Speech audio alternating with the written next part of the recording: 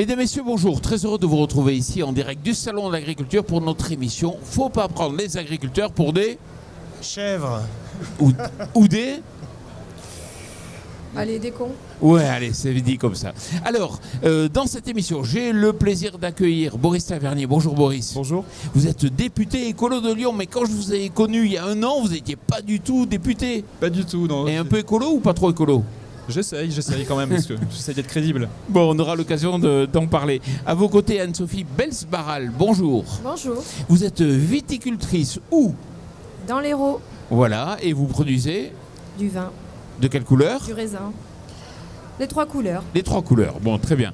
À vos côtés, Nicolas Corsi d'Aroussa. Bonjour. Bonjour Jean-Paul. Alors vous êtes dans la concertation chez GLHD. Ça signifie quoi la concertation? C'est-à-dire que j'accompagne les chefs de projet dans le développement de projets agrivoltaïques et pour l'adapter aux spécificités locales et aux attentes des acteurs. D'accord, donc là, il va falloir la concertation aussi, vous allez voir, dans l'émission.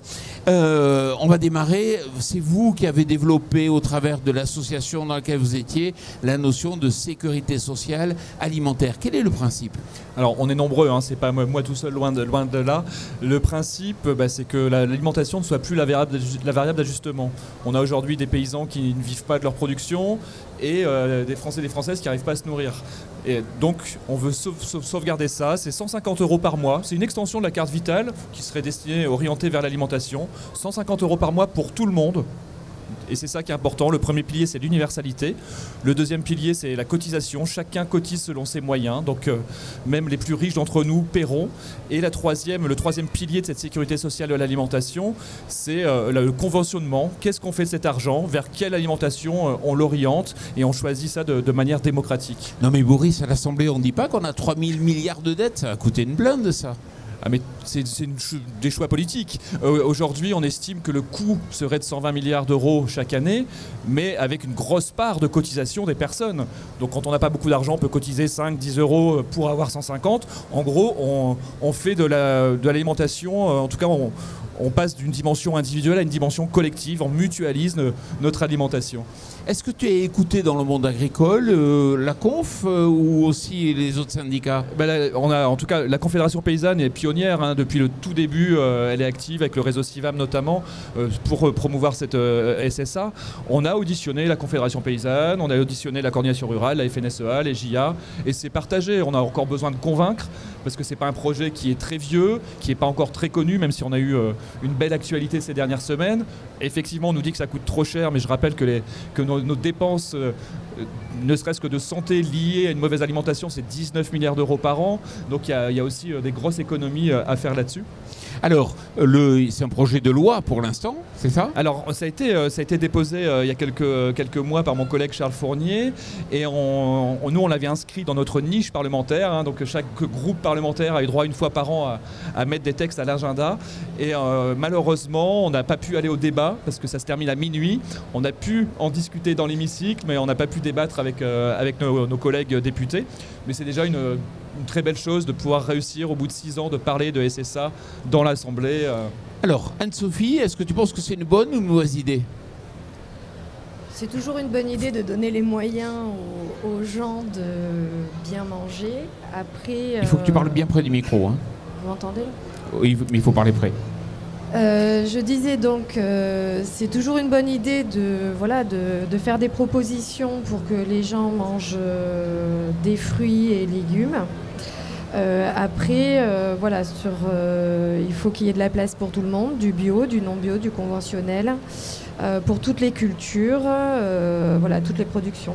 Mais je ne suis absolument pas contre et je pense qu'on est pas mal à ne pas être contre. L'enjeu, vous le pointez, c'est vraiment cette notion de choisir son alimentation. Aujourd'hui, malheureusement, on ne peut pas la choisir quand on n'a pas de moyens. On va acheter les produits les moins chers et qui sont souvent les plus mauvais pour notre santé. Les produits les moins chers sont les plus sucrés et les grandes surfaces aujourd'hui margent très peu sur les produits ultra transformés et beaucoup plus sur des produits sains. Donc il y a aussi tout ce cadre à changer. Alors je pense qu'il y a surtout une éducation au goût. Alors je ne sais pas si au niveau des écoles il y a toujours cette semaine du goût ou voilà. ça fait longtemps que je ne vais plus à l'école.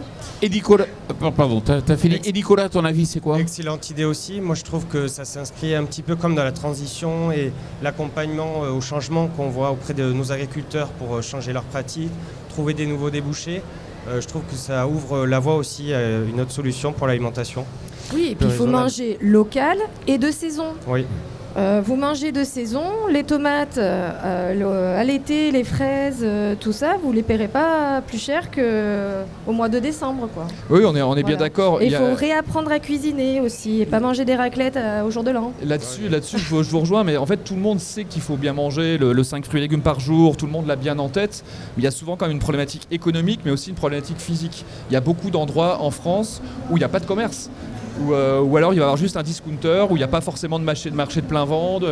Et donc il y a aussi cet enjeu-là à réinstaller des bons produits accessibles pour tout le monde. Mais en effet, ça passe aussi par beaucoup de pédagogie, de sensibilisation auprès des plus jeunes. On le voit aussi, nous, dans le cadre de nos projets, faire comprendre ce qu'est l'agrivoltaïsme réellement. Ça passe par beaucoup d'interventions et prendre le temps d'expliquer ce que c'est en vulgarisant beaucoup de pédagogie. Boris, j'ai trouvé quelqu'un qui est moyennement d'accord et on accueille donc Véronique Langlais qui est présidente de la Fédération des bouchers de Paris. Véronique, si tu veux bien venir t'asseoir là. Alors, c'est pas que je suis moyennement d'accord, c'est que je me pose justement des questions sur les tenants et les aboutissants. Je crois que le sujet de fond, évidemment, c'est l'éducation et qu'on ne peut pas déjà se satisfaire d'une seule semaine, que toute une génération a été sacrifiée. Aujourd'hui, on peut manger, même aujourd'hui, on peut manger correctement, même avec des petits moyens, mais il faut se donner les moyens, c'est-à-dire déjà le temps. Éviter d'être toujours sur nos petits téléphones portables, sur les réseaux sociaux, parce que cuisiner, c'est être organisé. Moi, je peux vous faire un dîner le soir qui ne va pas vous coûter très cher, qui sera équilibré, parce qu'il n'y a pas la notion d'équilibre aussi dans ce que vous me dites. Mais ce qui me dérange, c'est surtout qu'on ne peut pas tout axer sur la seule alimentation, parce que si... je ne sais pas en quoi ça va consister, mais si on axe sur l'alimentation, il faut axer sur tout ce qu'il y a autour, en fait. Et le stress et... Oui, mais là c'est trop large. Je pense que vous avez le réflexe du chasseur. C'est-à-dire que vous tirez sur un projet. Boris, le principe, c'est de permettre à des gens qui n'ont pas les moyens d'avoir accès... À tout le monde. Parce qu'on parle beaucoup d'éducation, mais il faut éduquer les riches. Hein. Les riches, ils ont aussi les moyens de bien manger et ils ne le font pas forcément. Ce sont eux qui mangent le... Si. Alors donc, moi, je peux vous dire que ce sont eux qui mangent le mieux. La problématique aujourd'hui, quand vous dites de recuisiner, mais moi, je connais des milliers de personnes, ils n'ont même plus de four. Vraiment, il y a cet état de la précarité en France qui est dramatique. C'est 16% de la population. Ceci dit, moi, je cuisine pas au four. 16% de l'alimentation des Français qui sautent des repas toutes les semaines. Donc le problème, il est déjà là. Il y a des gens qui sautent des repas, je vais peut-être choquer tout le monde, mais il y a des gens aussi qui sautent... Enfin, moi, je suis dans Paris, dans le 17e, et il y a des gens de plus en plus nombreux qui sautent des repas aussi, parce qu'ils ont cette habitude de ne plus manger le midi. Mais c'est pas parce qu'ils n'ont pas les moyens. C'est aussi parce que c'est un choix. Et c'est ce qu'il faudrait faire. Non, mais ne riez pas. Non, le problème, c'est que... Vos propos sont durs à entendre. Mes propos sont durs, c'est que maintenant, quand je vois aujourd'hui les consommateurs, ils n'ont pas idée que se nourrir, c'est la chose essentielle pour vivre. Et c'est ça le sujet aujourd'hui. Je pense que vous vous trompez vraiment. Ah non, je me trompe pas. Il y a les banques alimentaires à côté, allez dire aux gens, allez leur demander s'ils font exprès de sauter des repas parce qu'ils ont pris l'habitude. Non, je ne parle pas non, ne profitez pas de ce que je n'ai pas dit. Non, je parle en général. Le français, enfin les pays riches, c'est ça le sujet. Les pays riches aujourd'hui n'ont pas conscience que se nourrir, c'est quelque chose d'essentiel, que c'est la santé, que c'est l'attractivité de nos territoires, que c'est ce qui fait aussi notre pays aujourd'hui. Oui, mais vous avez raison. Mais pourquoi vous êtes contre un projet qui dit quelque part qu'il y a un droit à la santé et il y a un droit à l'alimentation de qualité? Bien évidemment, mais j'aimerais connaître le fond. Qu'est-ce que ça veut dire précisément? Aujourd'hui, il y a 40 expérimentations en France, dans des villes, dans des campagnes. Si je prends l'exemple de Montpellier, qui est le plus connu depuis quelques années, qui a été le premier à se lancer, on crée une assemblée citoyenne avec des gens qui vivent la précarité, avec des classes moyennes, avec des CSP+. Il y a une 50aine de personnes et tous, justement, ils vont apprendre. On est perdu, notre système alimentaire, on ne sait pas ce que c'est. Ils vont voir des conférences, ils vont rencontrer des paysans et ensemble, ensuite, ils vont décider. Ils vont décider du montant de cotisation, ils créent leur caisse alimentaire, ils vont décider de qu'est-ce qu'on fait de cet argent, vers quel magasin, sur quel produit on peut utiliser cet argent. Donc c'est assez génial. Vous êtes fédération des bouchers, j'ai entendu. Moi j'ai des témoignages de bouchers qui ont vu arriver des personnes qui ne venaient plus depuis l'inflation, des clients qui n'avaient jamais traversé la rue pour aller dans la boucherie. Donc c'est de l'argent qui reste localement. Une fois que tout le monde a eu effectivement cette vision de notre environnement alimentaire, les choix qui sont faits sont bons. Ils sont orientés vers une agriculture paysanne, ils sont orientés vers une agriculture locale. Et tout cet argent qui est utilisé reste sur le territoire. Oui, mais il faut les apprendre à utiliser cet argent justement pour cuisiner. Non, je pense qu'il faut arrêter de réfléchir à leur place et vraiment... c'est quand même important. Non, mais vraiment, en fait, ils font les bons choix. Il faut faire confiance aux gens. Il faut leur redonner, on parle de souveraineté agricole, mais là c'est la souveraineté des personnes sur ce qu'ils veulent mettre dans leur assiette. Quand on a les moyens, vraiment, on fait les bons choix derrière. C'est pas, moi le nombre de personnes qui sont diabétiques, ils savent très bien que l'alimentation, et là j'ai eu des exemples de personnes qui, le fait d'avoir les moyens de mieux se nourrir, se sentent mieux aussi dans leur santé, mais ils n'en avaient pas les moyens économiques avant. Et est-ce qu'ils recuisinent ? Mais ils ont toujours cuisiné. Mais quand t'as vraiment aujourd'hui acheter un plat transformé et le mettre au micro-ondes, ça coûte moins cher que de cuisiner quand on prend en compte l'énergie. C'est ça mon problème. Comment on fait ? C'est ça mon problème aussi parce que les gens ne savent pas cuisiner. Anne-Sophie, si elle est ici, c'est parce qu'elle a un coup de gueule à apporter, c'est qu'on stigmatise trop le vin. Anne-Sophie. Oui, alors moi on m'a posé la question quel était le coup de gueule du jour. Donc depuis hier, je vois dans les allées beaucoup de bière. Du salon. Voilà, sur le salon, beaucoup de bière. Voilà. Par contre, dans les médias, j'ai vu avant le salon des jolies photos avec des cartons de vin au bord d'un stand en disant voilà, le salon, il y a beaucoup de consommation d'alcool. J'ai pas vu un fût de bière dans les médias. J'ai pas vu les bouteilles de rhum. Du whisky, de la vodka. Voilà. Donc tu dis on tire toujours sur le vin et pas du tout. Systématiquement, quand on parle d'alcool, on parle de vin. Voilà. Mais et pourquoi, à ton avis ? Bon pour la santé, on se le dise. Et pourquoi à ton avis ? Parce que les problèmes d'alcoolisme, c'est aussi lié à la bière ou aux alcools forts. Alors, je pense que c'est au niveau de la société, on est resté bloqué à une certaine période où on voyait le pichet de vin et même au niveau des documentaires d'il y a quelques années, avec on ressort des pancartes, buvez du vin à l'école. On est resté bloqué, on n'évolue pas. Ouais, aujourd'hui, on fait des vins qui sont que les consommateurs demandent, qu'on nous laisse leur présenter. On fait des vins à 6 degrés maintenant. Oui, donc vous avez des bières à 7 degrés. Avec du bon vin ici. Oui, justement, il y a du bon vin. C'est quoi comme vin ? C'est du Bordeaux ? Oui. Bon, on ne sait pas. Oui, alors, ok, bravo. C'est du Bordeaux. Véronique. Non, je vois qu'on a les mêmes problèmes. On tape sur la viande, on tape sur l'alcool, c'est normal. Ouais, c'est ce que j'allais dire. C'est les mêmes problèmes. C'est vrai qu'on stigmatise un peu. Mais au jour d'aujourd'hui, c'est blanc ou noir. C'est ça. Trouver un juste milieu. On est obligé d'être pour ou contre. Oui, c'est ça. Sauf que dans la vie, il y a des nuances. Même dans les couleurs, il y a des nuances. Et de l'équilibre. Ouais, Il y a un bon verre de vin. Moi, j'ai des centenaires qui mangent de la viande et qui boivent du vin. Ma grand-mère, 104 ans. Voilà. Un verre de rosé. Bon, Véronique, merci beaucoup. On mangera de la viande, promis, avec un verre de vin rouge en plus. Merci beaucoup, en tout cas, d'être venu. Un autre coup de gueule, Jean-Marie Serroni, agroéconomiste, qui a l'agro sur la patate. Alors, Jean-Marie, il y a des watts. Alors, avant de faire le coup de gueule que tu m'as demandé, enfin, tu m'as pas dit. Je t'ai pas dit de quoi parler. Je t'ai demandé de pousser un coup de gueule. Pousser un coup de gueule, ce que je n'ai jamais fait de ma vie, tu comprends. Mais je vais me permettre sur la sécurité sociale de l'alimentation. Parce qu'il se trouve que donc je suis membre de l'Académie d'agriculture et il y a pas longtemps, il y a un mois peut-être, j'animais une session de l'Académie sur la précarité alimentaire et on a eu l'exemple extraordinaire de ce qui est en train de se passer à Montpellier, avec le prototype, quelque part, de sécurité sociale de l'alimentation, sur des bases volontaires, mais qui est exactement ce que vous avez expliqué. Je trouve ça séduisant. Là, c'est sur une base de volontariat. Moi, il y a un point fondamentalement qui me gêne là-dedans. C'est pas on a un vrai problème, c'est 6-7 millions de Français qui ont recours en permanence à l'aide alimentaire et dont, j'ai plus les chiffres en tête, mais une part importante ont moins de 35 ans. Donc ça, c'est quand même un problème réel qu'on ne sait pas traiter. Alors, est-ce que c'est par la sécurité sociale de l'alimentation qu'il faut le traiter ? Peut-être. Est-ce que c'est par des chèques alimentaires ?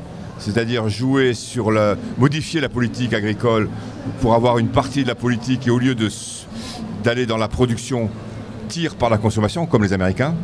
C'est une vraie question.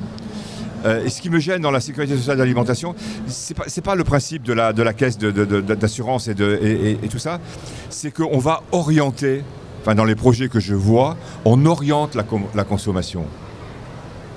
Oui, mais là, alors, on le dit de manière soft, mais on l'oriente. Et je crois que c'est ça qui bloque, qu'une loi ne passera jamais aujourd'hui là-dessus. Le Conseil national de l'alimentation est contre, pour ces raisons-là. Non. Pas le président, du moins. Monsieur Garot ? Oui. En tout cas, le Conseil national de l'alimentation, quand il était président... En discussion en tête-à-tête... Dans les textes, il préconise d'expérimenter. Ou alors il est politique et il dit à chacun ce qu'il a entendu, ce que la personne... Peut-être. Mais voilà, moi je crois que je crois que le chèque alimentaire, il bloque aussi à cause de ça. C'est pas tellement le principe, bon il y a le coût, mais c'est qu'est-ce qu'on en fait et comment on oriente. Parce que l'alimentation, il y a la nutrition et il y a la culture. Je suis du Sud, ma femme est du Nord. Bon, on vit longtemps ensemble, on a trouvé des compromis, mais on ne mange pas la même chose, naturellement. Et Jean-Marie, ton coup de gueule. Voilà. Alors, mon coup de gueule, il est d'une autre nature. Alors, vous concernant, je ne sais pas, puis on ne se connaît pas, mais mon coup de gueule, c'est que dans ce qu'on appelle la loi d'orientation, qui n'est pas d'orientation, la loi agricole là, qui vient de passer, il a été pris soin, et je pense que ce n'est pas de votre côté, de gommer toute référence à l'agroécologie. Ah oui, ça c'est clairement pas de notre côté. Oui, je pense que c'est clairement pas. Tu aurais mieux me mettre avec quelqu'un des LR, tu vois. Mais non, on avait un écolo sous la main. Voilà. Ou du gouvernement, quoi. Mais c'est. Je veux dire, l'agroécologie, on l'appelle comme on veut, mais c'est un sens qui est donné depuis une dizaine d'années, qu'aujourd'hui, sur le fond, personne ne conteste dans le monde agricole. J'ai la chance de rencontrer à peu près tous les responsables. Personne ne conteste. Ils contestent qu'il n'y a pas de moyens pour le faire, que ça va trop vite ou que ça va pas assez vite. Et pourquoi on l'enlève ? La parole publique là-dessus est essentielle. Combien de fois on dit on n'a pas de cap ? Ben si, il y en a un. Et il est au niveau européen. On a eu la chance de l'avoir au niveau français avant le niveau européen. Pourquoi on affaiblit la parole publique ? L'autre jour, on était une table ronde que tu animais et Christian Huyck disait le futur désirable devient flou. Ouais. Et là, c'est les pouvoirs publics qui le floutent. C'est pas criminel, je veux pas faire des... Mais c'est un vrai coup de gueule. Anne-Sophie ou... Ce cap-là agroécologique, nous, on le porte fortement dans les transitions agricoles qu'on engage dans le cadre de nos projets agrivoltaïques, avec des agriculteurs qui sont motivés, qui ont envie, mais qui ont besoin d'avoir les moyens d'engager cette transition. Et chez nous, elle est au cœur de tous nos projets. Anne-Sophie, comment on se positionne ? C'est le pouvoir de produire. Voilà. Oui, l'agroécologie, maintenant, on ne désherbe plus les vignes, enfin beaucoup moins, on laisse. Ah mais on a fait énormément d'efforts. Énormément d'avance. Je suis d'un pays du vin, moi je suis bordelais. Hein. Donc voilà, maintenant on commence à mettre à faire du pâturage dans la vigne avant la floraison. Donc on avance beaucoup sur les méthodes agroécologiques dans toutes les productions. Oui. Et donc que le cap on le garde. Et la parole publique, alors on dit toujours les politiques qui servent à rien. C'est pas vrai, ils ne servent pas qu'à donner des sous, mais il y a une parole publique qui oriente et qui donne, qui est une référence, quoi qu'on dise. Et peut-être qu'il doit être plus à l'écoute aussi de l'envie d'agir des agriculteurs. Là, c'est un constat que j'ai fait pendant le salon de l'agriculteur. On a de plus en plus d'agriculteurs qui viennent, qui sont conscients des aléas climatiques, du changement climatique, qui veulent engager cette transition et qui viennent nous voir pour trouver une solution concrète et qui leur permette d'avancer rapidement. Tout le monde est d'accord. La question de Jean-Marie, c'est-à-dire pourquoi ça a été un peu rayé de la loi. Pourquoi ça a été rayé pourquoi il y en a qui ont dit, si, alors on connaît le contexte de l'Assemblée et des alliances pour faire passer des lois. En plus, c'était quand même pas une grande loi, mais qui ont dit, si c'est pas ça, nous on vote pas. Bon, ok, mais Mais Anne-Sophie, tu es d'accord ? L'agroécologie, ce que vous faites... Mais c'est tous les jours. Je veux dire, nous, le changement climatique, le bien manger, le bien boire, on le veut tous. Hein. Voilà. On y met toute notre énergie. Après, c'est toujours une question de blanc ou noir. C'est l'opinion de... Moi, quand je me suis installée à la vigne, il y a 7 ans, je ne pensais pas qu'il y aurait un poids psychologique comme ça sur les agriculteurs. J'étais à 1000 lieues de me rendre compte du poids psychologique. Au jour d'aujourd'hui, vous pouvez avoir quelqu'un qui vous fait un mauvais geste parce qu'il vous voit avec un tracteur, avec un appareil à traitement derrière. Ou alors qui va vous dire « Oh là là, mais quand tu traites, ça sent mauvais », mais il ne sait pas ce qu'il y a dedans. Il ne sait pas ce qu'il y a dedans. Et c'est pas forcément de l'agrochimie. Et puis quand vous êtes malade, quand vous avez une infection pulmonaire, vous croyez que... Voilà, c'est pareil. C'est pas un plaisir de traiter les vignes. C'est pas... on fait une production. Il faut qu'on nous laisse produire et que les gens, que ça soit du bio, de la biodynamie, du conventionnel, on est très très nombreux sur la planète et il y a la place pour tout le monde. La place pour tout le monde. Jean-Marie Soroni, on pourrait en discuter pendant des heures, mais après l'agroéconomiste, il y a le politologue qui va venir prendre le relais. Eddy Fougier, politologue. Et gueule un coup. Qui va venir réagir. Donc Eddy Fougier, politologue, qui connaît bien le monde agricole, qui a parlé de X sujets, et comme ça, il faut parler très près du micro par contre, il faut se rapprocher. Eddy, tu voulais dire quoi ? Non, mais je pense qu'il y a le contexte franco-français, mais reconnaissons qu'en ce moment, on est aussi sidéré par le contexte international. Ce qui se passe aux États-Unis chaque jour est assez... vertigineux. Oui, inquiétant. Et je pense qu'il y a des dimensions. Encore une fois, on est au cœur du cyclone. Donc, on va attendre que les choses se tassent un petit peu pour faire le point. Mais il est évident que ne serait-ce que les accords avec l'Ukraine, l'évolution des relations entre les États-Unis et la Russie, ça aura d'une manière ou d'une autre un impact sur l'agriculture.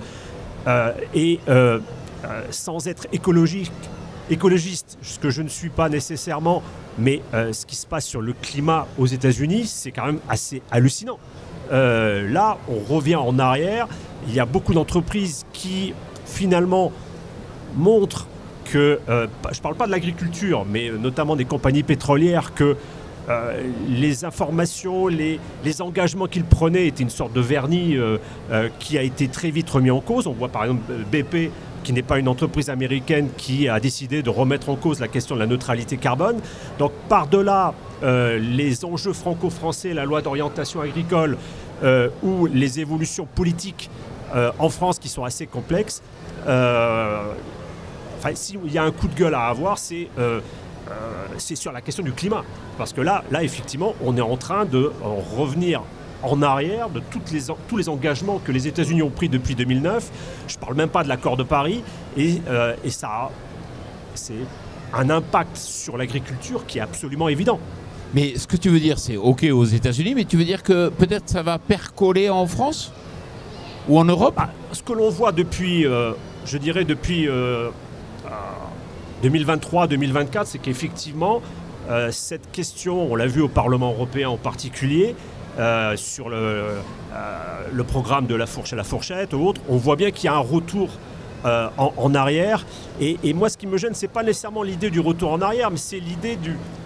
vous le disiez justement tout à l'heure, c'est tout blanc ou tout noir. Et à une époque, effectivement, on semblait être engagé dans un processus de transition écologique, agroécologique, énergétique, tous les mots que l'on peut employer, qui effectivement aboutissait à braquer une partie du monde agricole, voire une partie de la société. Et là, on a l'impression de revenir totalement en arrière. Et ça se voit aussi, on l'a vu dans les résultats des élections aux chambres d'agriculture. Moi, ce que je ressens, c'est qu'effectivement, il y avait une pression sur le monde agricole durant des années, comme le dit Eddy, de la part des ONG, des assos, etc. Et aujourd'hui, les assos sont vent debout, les écologistes notamment, à se regrouper pour faire front contre le monde agricole. Enfin, il y a une contre-attaque. Non, mais il faut... on n'est pas du tout contre le monde agricole. Enfin, il faut ce raccourci n'est pas entendable. Oui, c'est peut-être un raccourci rapide. Quand même. Donc, on soutient aussi le monde paysan. Enfin, moi, ça fait Depuis contre toujours. Moi, une forme d'agriculture. Ça fait 20 ans que je travaille sur ces questions-là, de soutien d'agriculture paysanne. Donc on ne peut pas dire que les écolos sont contre les paysans. Mais quel est le sentiment des écolos aujourd'hui par rapport à la loi d'orientation agricole? On n'est pas, elle est vide, ouais. Donc elle répond à pas grand-chose. Et encore une fois, non seulement évidemment que les questions écologiques disparaissent, mais la question des revenus, elle n'y est pas non plus. Moi, ce que j'entendais il y a un an, les paysans n'arrivaient pas à vivre de leur production. Cette question-là, elle n'est toujours pas résolue. Qui est des problèmes administratifs, j'entends 1000 fois. On n'est pas bureaucrate, en principe, on est là pour travailler la terre, on n'est pas là pour remplir des papiers. Mais la question des revenus, elle n'y est toujours pas. Donc évidemment qu'on continue d'essayer de se bagarrer là-dessus. Mais il y a aussi un écolo-bashing qui est violent. Enfin, nous, on est des talibans, des ayatollahs. C'est hallucinant les comparaisons qu'on peut avoir. Je vous ai dit tout à l'heure en aparté, oui, mais vous, à l'époque du tracteur, vous auriez été contre. Enfin, non, c'est complètement délirant. On n'est pas du tout ce qui va améliorer les conditions. On n'est pas contre ce qui va améliorer les conditions de travail de nos paysans et de nos paysannes. Enfin, c'est surréaliste. Et on est obligé d'aller vers une transition. Et aujourd'hui, on va plutôt effectivement complètement dans le sens inverse. Anne-Sophie. Oui, moi je voulais réagir parce que en fait, au niveau de, souvent on oppose les modèles économiques, que ça soit même ukrainien, États-Unis. On est loin de ça quand même en France. Je veux dire, les agriculteurs, je repars dessus, c'est que il faut nous laisser produire. On sait ce qu'il faut faire. Il faut nous faire confiance en fait. Il faut nous faire confiance. On n'est pas il ne faut pas nous prendre pour des pollueurs ou. Enfin, je veux dire, tailler une haie, on sait la tailler. On a des certifications environnementales, on sait les respecter. En fait, c'est comme dans un procès. Quand vous passez une certification, c'est comme un procès. Vous êtes déjà coupable avant d'avoir posé votre dossier. C'est qu'on va chercher la petite bête. Voilà. Nous, il faut nous faire confiance et nous laisser produire. Et pour tout le monde, il y a de la place pour tout le monde, je le répète. Celui qui veut manger bio, il aura du bio. À la FNSEA, on soutient aussi le bio. Enfin, je veux dire, il n'y a pas que bio, il y a du conventionnel, il faut laisser de la place à tout le monde. Et on est en capacité de faire ça, mais il faut nous laisser produire et pas nous mettre sans arrêt des bâtons dans les roues, à nous enlever des produits ou sans solution. Voilà, pas d'interdiction sans solution. Eddy, un dernier mot avant... Alors, je vais sortir de ma neutralité légendaire, mais moi je pense que il y a eu une façon pour les écologistes associatifs ou politiques de donner une orientation sur la transition écologique ou agroécologique qui a été en grande partie, je mesure mes mots, vous voyez, en grande partie assez maladroite. Et effectivement, ça a tout de suite abouti à braquer le monde agricole, à braquer une grande partie du monde économique. Et je pense, je n'accuse pas du tout les écologistes de ce point de vue, mais je pense que le backlash que l'on observe aujourd'hui est en grande partie le fait que le retour de bâton, je traduis. Oui, la réaction un peu brutale que l'on observe, notamment dans le monde agricole, pas uniquement en France, également à l'échelle européenne. Et quand on regarde les résultats des votes, une majorité des agriculteurs, une très large majorité, ont voté Trump aux États-Unis. Au passage. Et en l'occurrence, sur la question de la simplification, sur la question de la déréglementation notamment. Et il faut tenir compte de ça, c'est-à-dire que on parle très souvent des conditions d'acceptabilité sociale d'un certain nombre d'innovations. Je pense qu'il faut aussi que le monde écologiste réfléchisse aux conditions d'acceptabilité sociale de la transition écologique qui est nécessaire d'une manière ou d'une autre. Il faut tenir compte aussi de ce que pensent les agriculteurs et on est arrivé à un stade, c'était l'époque de l'agribashing, où il y a eu une rupture à un moment donné. Et aujourd'hui, on voit bien que des agriculteurs ne veulent plus du tout entendre, dès qu'il y a un peu de verre quelque part, ils se braquent tout de suite. Et il va falloir recréer des liens. Je ne suis pas certain dans ce contexte-là. Il faut laisser répondre Boris, sinon on va finir l'émission. Oui, non, mais je ne suis pas certain dans ce contexte-là, le contexte trumpien général, que les connexions puissent se refaire facilement. J'entends, mais à vous écouter, on a l'impression qu'on est dans une dictature écolo depuis 10 ans. Les écologistes n'ont jamais été au pouvoir. La dernière fois qu'on a eu un ministre, ça commence à dater. Donc et parfois, on a l'impression que c'est nous qui gouvernons et qui décidons de tout ça. Donc c'est parfois un peu difficile à entendre. Mais sur le lien avec les paysans, je ne suis pas d'accord. Je le vois à Lyon. Déjà, vous parlez de paysans. Ça ne parle pas à la plupart des agriculteurs. Des agriculteurs. L'agriculture paysanne, ça ne parle pas non plus. Déjà, vous parlez des paysans et de l'agriculture paysanne, déjà vous perdez 80%. Les agriculteurs sont des paysans et les paysans sont des agriculteurs. Non, mais juste des petits points de détail. Mais... Et il ne faut pas oublier que c'est des entrepreneurs aussi. Bien sûr, qui sont en quête de liberté, d'autonomie et qui sont prêts à changer. Laissez finir Boris, il ne va pas y arriver. Il n'y a pas de souci. Il n'y a pas de souci. Un verre de rouge pour bien tenter. Non, mais ce qui existe sur les territoires aujourd'hui, notamment avec dans les cantines scolaires. L'année dernière, je suis venu. Le maire de Lyon me dit tu peux venir avec moi au salon de l'agriculture. Et j'avais la même image que vous, j'ai dit ouais, voilà, ça va être compliqué. Et quand on va voir les éleveurs, ils savent qu'on travaille, que les cantines scolaires de Lyon, de Paris, de plein de villes en France travaillent avec des produits, de la viande locale, de qualité. Et ben ça fonctionne en fait, on ne nous a pas jeté des cailloux, il n'y a pas une haine du monde agricole envers les écolos parce que sur plein de territoires, la cantine de Lyon c'est 25 000 repas par jour. Et donc ils font vivre quand même un paquet d'agriculteurs et d'agricultrices ou de paysans et de paysannes comme vous voulez. Eddy, le temps est limité, je suis désolé, merci beaucoup d'être venu donner ton point de vue. Et juste pour finir, donc on va accueillir Julien Coyer qui lui veut nous alerter sur un problème sur les ingénieurs. Alors Julien Coyer, il fait partie d'Agrénium. Donc Agrénium c'est quoi ?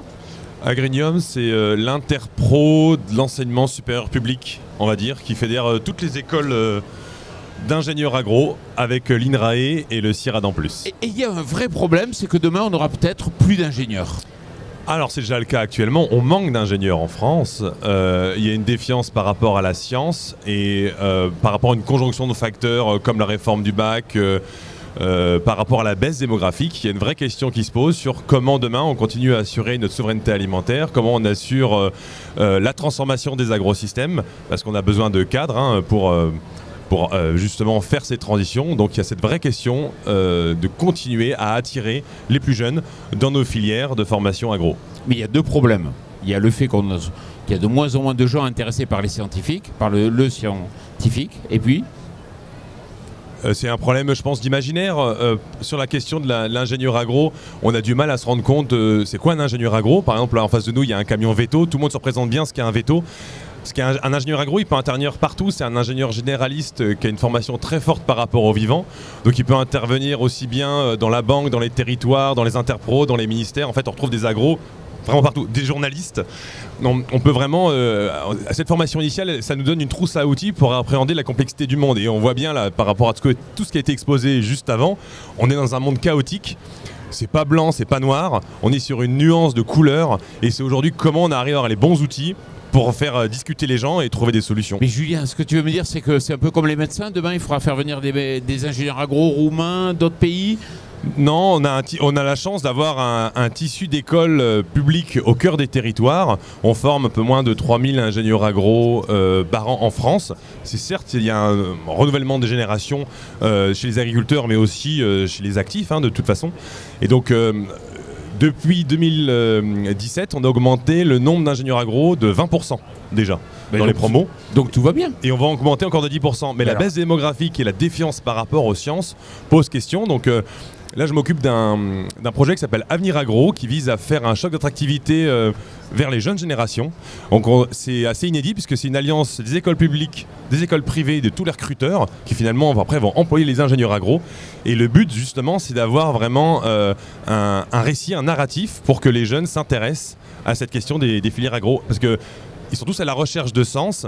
Et à un moment, il y a quelque chose qui existe depuis des centaines d'années. Les ingénieurs agro, c'est des écoles centenaires et qui vraiment travaillent sur du concret. Julien Coyer, merci beaucoup. Boris Tavernier, merci beaucoup. Anne-Sophie Belsbaral, merci beaucoup d'être venu ici. Plaisir. Et puis Nicolas Corsi d'Aroussa, merci beaucoup. Et surtout, merci à vous. C'est une bonne